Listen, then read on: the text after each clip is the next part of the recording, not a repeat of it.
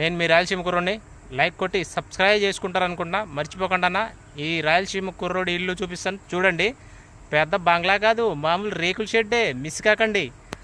అదిగో చెరువు ఎలా ఉందో, ఈ చెరువు కాడ ఉండాలన్నమాట మనము. మన పనే అది.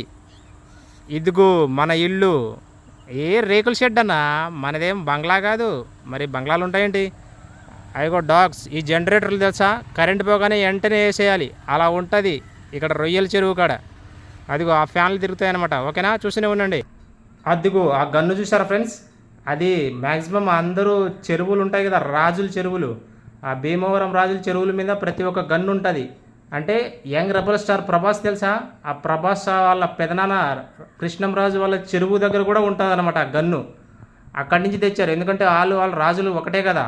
మీరు లైక్ కొట్టి సబ్స్క్రైబ్ చేయడం మర్చిపోకండి. నా హౌస్కి నచ్చితే ఆ గన్ను మాత్రం స్పెషల్ ఇక్కడ.